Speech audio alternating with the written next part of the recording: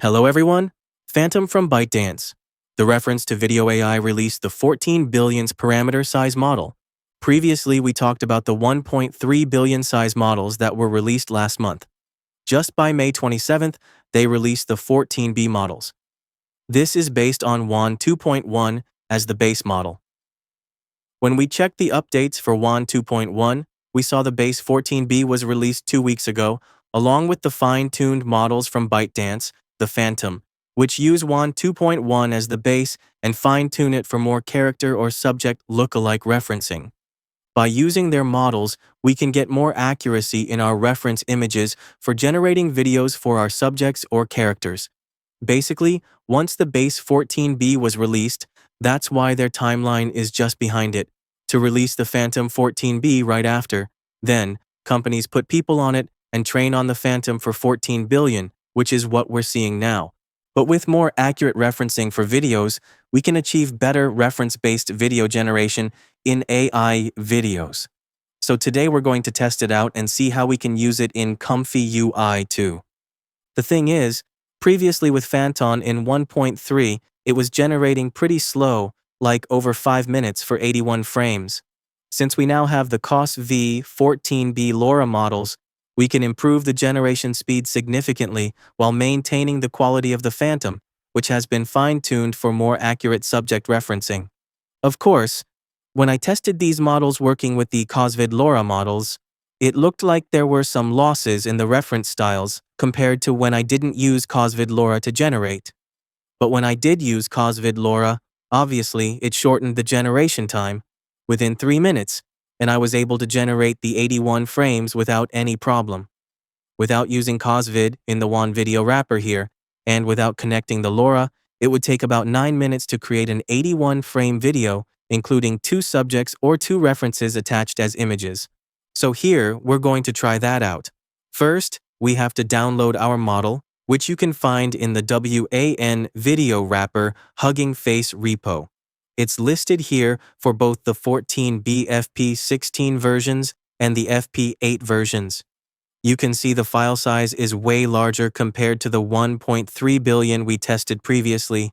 Even the 1.3 billion FP32 floating point costs about 5.6 gigabytes in file size. When we're dealing with the 14B, just like the WAN 2.1 base models, we download the 14B models and the file size is much bigger, of course because the dataset is way larger in this model weight. Even though the safe tensor files are trimmed down to FP8, it still costs around 15 gigabytes of storage.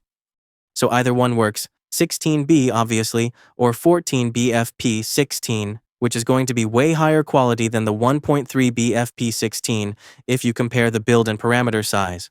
But if you compare the 14B between FP16 and FP8, you'll need to measure whether you have enough VRAM first to handle the FP16 because the FP16 right now costs about 29 gigabytes of file storage. And during execution, it uses over 30-something gigabytes of VRAM. The FP8 that I tested cost about 16 gigabytes of VRAM on average during processing time, and at peak times, it hit about 20 gigabytes of VRAM. Anyway, it costs more VRAM to run the 14B, just like the other WAN 2.1 14B models. Same concept. But the good thing is that we have the WAN video wrapper. We can do block swaps, swap over like normally 10 to 20 blocks. The setup I'm using works well for my situation, but it depends on your hardware configuration. If you have, say, an NVIDIA 4090 with 24 gigabytes of VRAM, then 10 blocks of swap, or play it safe with 20 blocks, is enough.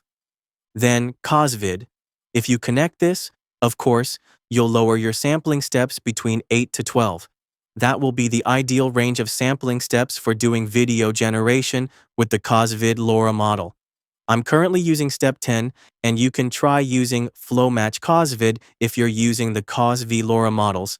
This way, it's going to be way better optimized when you use the CausVid LoRA to run any WAN 2.1 models based on those models for inferencing, especially the Phantom when it's 14B, since it's based on WAN 2.1 14B, text to video, and also works with referencing models.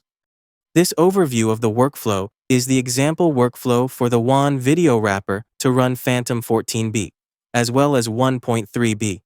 You can check that out in the ComfyUI WAN video wrapper. You can drag and drop that on top of this, and it will appear mostly like this UI, the workflow layout, as I've tested. In this example, as you can see, I have a young lady carrying a backpack, and this comes from the two images I provided. So, although the pants aren't exactly the same as my reference image, you can see here we got the similarity of the young lady with the backpack.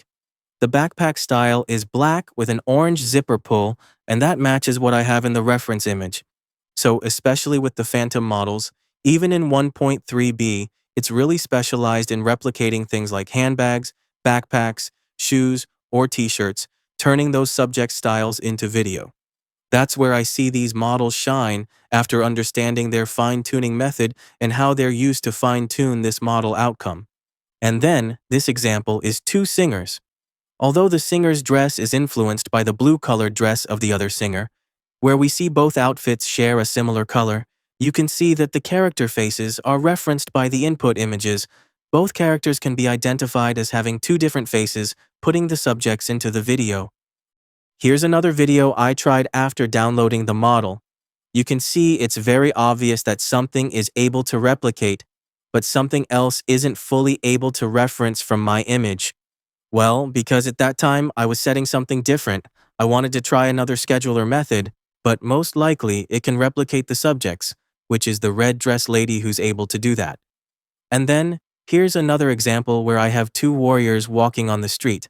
As you can see, the character on the right side has elf ears, which you can also see from the reference image. The reference image shows the styles and face identity, which are able to replicate using 14B, and this isn't only about style transfer. This is also about how the identity of the character is able to translate into our AI videos. Especially this one, I was kind of happy with what it could perform locally with this model. You know, having two similar characters with their outfits, but when you see the generated video, you can identify that the two characters have their own unique, different faces and appearances, especially this character. The ears are able to be rendered as elf ears, and the other character is able to replicate the hairstyle, like the ponytail, and the face from the reference character image. Another example here is totally different styles of characters, different colors of outfits, hairstyles, and face identities. You can see that it's able to replicate these two characters. Even the background, from the reference character's image background, it's able to replicate those elements into our video as well. So the 14B is pretty nice. As you can reference and see, the look-alike of the character is spot on. Let's try one more time with this one. I want to include the outfit of my reference image for this character here as well. So by running this, I'll describe the character's outfit a little bit in the text prompt. Here's the generated result, and this time it's even better. As I've seen, the referencing of the video is able to replicate these two reference images, where you can clearly see, this time from the reference, I got the black backpack with the orange zipper pull and some straps too. We can see that from our generated video. It's exactly the same shape, the Y zipper, the iconic design of the Mystery Ranch brand, and the backpack strap. Also, how the shape is designed is able to replicate throughout different angles when the character picks it up from the ground and holds it in hand. The character on the other side is able to show the style of her outfit because I emphasize that in the text prompts as well. I reference the image I'm inputting, so therefore, it can be done without problems. I think this is really great news for e-commerce businesses. If you want to try something like this for your product page details, not just using images for your product page, maybe you can include something like short video clips to demonstrate how your products work. That could be an idea for applying this in real situations, not just for fun and generating video content, and I think this way it looks pretty nice, especially since I've seen this backpack in real life. I know how the shape and form look, and it really resembles the real item from the videos here. It really looks like the real thing, but just the little details on the logo or texture are kind of blurry. If we can enhance this part, then that would be perfect for an e-commerce product video demonstration. Even the example workflows in the wrapper nodes are able to create such quality of video. This isn't about how detailed or how many settings you need to do in the workflow. Sometimes it's all about the AI model itself. Obviously, more parameters in the model size make it easier to tell how much better it is compared to a smaller model size like what a 1.3B model can do. That's the reality of it. But in reality, if you shrink the model size, like when we played around with the Phantom 1.3B, it can do subject to video, but sometimes it's not able to replicate the detailed shape of an item like this. So that's the pros and cons of different model sizes and the advantage of a larger AI model. Next, I've also updated the Phantom workflow that I did previously when the 1.3B was released. Now, I've changed the reference image to a subject that's simpler. Here, we're going to do the image path to match the exact width and height with our video canvas. All the settings and inputs, I grouped them into one group like this. So we're going to set the width, height, video length, and how many frames we're inputting here. And then we've got 4 video reference subjects. For example, we have 4 images we can input. That's the maximum the Phantom AI models can handle. In this case, I'm using the first 2 references to generate the video content. So I enable reference 1 and reference 2. Mostly, we'll be using these 2 for most cases. Reference 3 and 4, most likely we'll just turn these off in the reference subject groups underneath here. That's the layout of it. And if you want to connect the reference subjects, just like 1 and 2 here, we connect the samples, the purple dot here, to the WAN Video Phantom embed. The image preview, you can connect that or not. It's up to you. I just put reroute notes here on each of these groups to make it easier to merge those images together.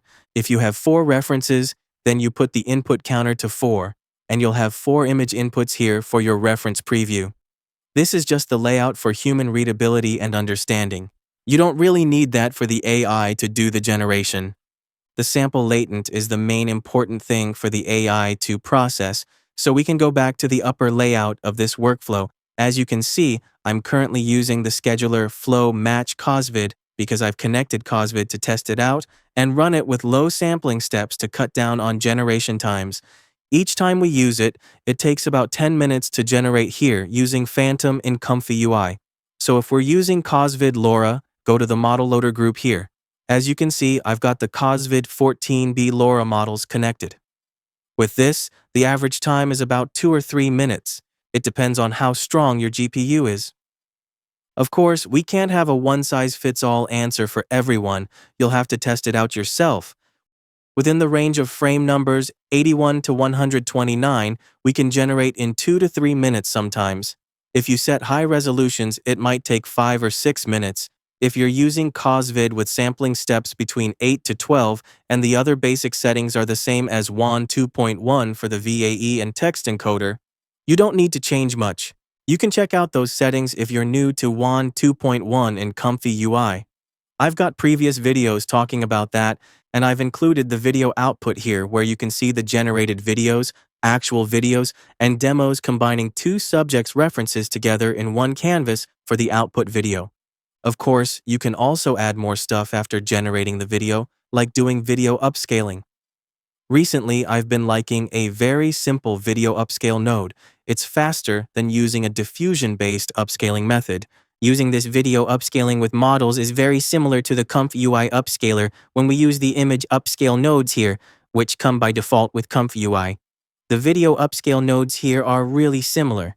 They don't need to use the ultimate SD upscale node to run sampling steps frame by frame doing tiling, etc. It's all based on the upscale models to perform the upscaling, and the factor is how many times you want to upscale. Normally, we upscale 2 times in ComfyUI, and that's how the quality goes using ComfyUI. If you want to upscale even more to 4K, then bring the 2 times upscale result to other upscale AI software to do that. It will be better. That's how it works.